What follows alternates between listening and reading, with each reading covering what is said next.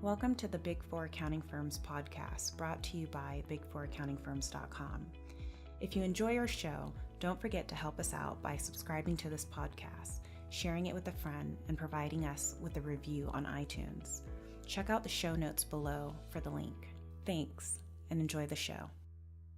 First off, one of the biggest stories from the past week is that PwC is selling its public sector practice in the United States, and they're selling this practice to Veritas Capital. And the PwC practice, when they move over to Veritas, will retain their staff, but they will change their name. It's still yet to be determined as to what that name will be. And PwC's public sector practice has about 1,500 professionals, and they will all keep their job. If you go to Veritas Capital's website, they say that they are a private equity firm that invests in companies that provide critical products and services to the government and commercial customers worldwide. The website also says that they primarily focus on technology or technology-based solutions for the government. This is pretty huge news, as PwC had a killer year worth $37.7 billion in revenue. And this public sector practice is where PwC consults the U.S. government. And this practice earned PwC $2.4 billion last year on a global basis. So it's a little fishy that PwC is selling this practice right now. This leads me to believe that this practice was causing some conflicts in how PwC conducts other business, because it makes no sense to sell a business that makes your firm billions of dollars year over year unless it was impeding on another side of your business. For example, maybe some work that they were doing for the US federal government prevented them from doing other types of consulting, as when you go to bid for the government, you have to make certain assertions that you're not conflicting with the work that you'll be doing for them. Another big story this month is the collapse of Carillion, which we covered in a prior podcast, and how the Big Four got wrapped into that, and KPMG is their auditor, and Carillion was the second largest construction firm in the UK. And they announced that they would be liquidating on January 15th, 2018. And the latest news is the Big Four have been accused of feasting on them for years, because all the Big Four firms have earned millions of dollars in revenue from them, and none of them spotted any accounting irregularities at Carillion. And the Big Four earned £72 million from the work they performed on Carillion, and PwC is set to earn even more as the official administrator over the liquidation. In other news, Deloitte also unveiled the opening of a new technology, media, and telecommunications center in San Francisco.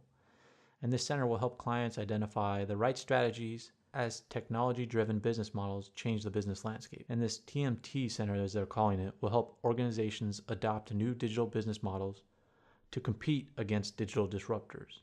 Think of things like artificial intelligence and cognitive technologies. And this was announced in February of 2018. And I think it is smart of Deloitte to open this up in San Francisco, because in Silicon Valley, they can partner with all the technology firms in Silicon Valley, and Deloitte can help these firms pitch their solutions to Deloitte's clients. I really view this as just a new marketing tool for Deloitte to use with their clients. They can say, we have a new center where we have all these ideas, and it's really just putting Deloitte's clients in front of these technology solutions, and this Deloitte will be obviously implementing a lot of these solutions, and they'll earn more revenues. And in other news, E&Y and Deloitte acquired design/creative agencies in the month of February of 2018 as well. Deloitte acquired Brand First in early February 2018, and Brand First will join Deloitte Digital. Brand First designs and develops interactive experiences based on innovative signage technologies and content management systems. And Brand First is located in Belgium. And if you go to Brand First's website, you'll see people interacting with huge digital signs in airports and at conventions. So it's like those huge TV screens, and when you wave your hands in front of them, the TV screen moves or interacts with you. So this seems like a very unique area for Deloitte or an accounting firm to get involved in. But as Deloitte Digital has been growing their brand as a creative agency, it really makes sense for them to acquire a firm like this. And what's interesting was that E&Y also acquired a design firm in February. And the firm they acquired is called Citizen. And they acquired them in late January, actually. And the design firm is in Portland, Oregon. It's called Citizen. And Citizen is well regarded for their strategic innovation design and digital consulting.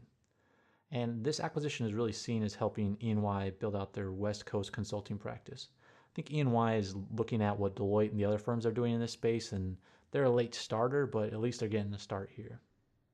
And it appears that the Big Four just keep acquiring more design agencies, with Deloitte acquiring many more, and it appears that EY is barely dipping their toes into the waters. Wanted to take a quick break today to tell you about our Big Four interview course. Did you know that only 4% of candidates get into the Big Four? That's right, only 4%. Deloitte gets about 500,000 applications a year, and only 4% of those candidates get in. Well, we want to help you get a job at the Big Four.